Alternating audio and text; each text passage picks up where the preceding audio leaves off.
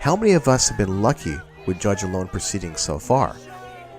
If you answered not many, you'd be correct. This has been the long-term play for the key chess players in the game. Securing a certain number of compromised judges over decades meant that 2020 couldn't come fast enough.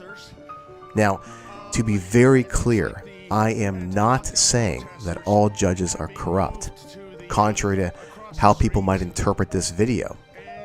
We have many good ones among us, and I've seen the good ones, up close and personal.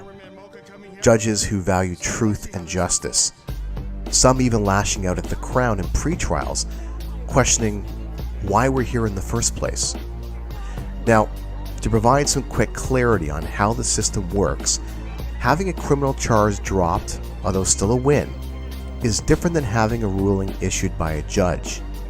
The ruling is what goes into a legal database called CanLII.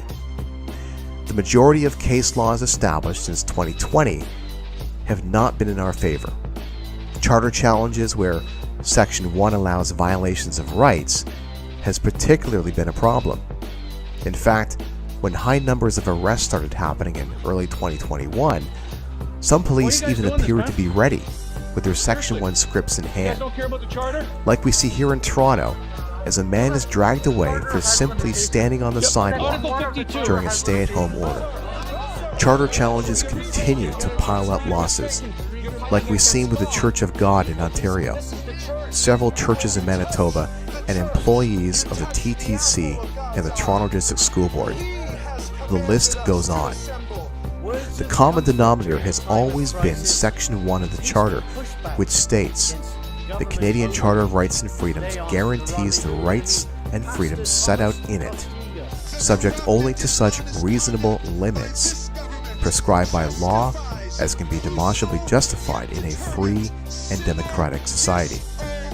This has always been the secret sauce that allows judges to bypass your rights. Crowns have also been using case laws like R versus Romluski to establish that anyone who participated in the Freedom Convoy committed mischief. The judge wrote the following on line 27. "There is, in my mind, no doubt that the Freedom Convoy protesters committed the offense of mischief by way of interfering with the use and enjoyment of property." Because we live in a common law country, judges are bound by case law, meaning they must take into consideration precedents when making their final ruling. I will leave you with this. Lord Devlin, arguably one of the greatest judges of the 20th century, was a powerful defender of trial by jury. In his book, Trial by Jury, he wrote, "Each jury is a little parliament. The jury sense is the parliamentary sense. I cannot see the one dying and the other surviving. The first object of any tyrant in Whitehall will be to make Parliament utterly subservient to his will, and the next to overthrow or diminish trial by jury. For no tyrant could afford to leave his subjects' freedom in the hands of 12 of his countrymen. So that trial by jury is more than an instrument of justice and more than one wheel of the Constitution. It is the lamp that shows that freedom lives."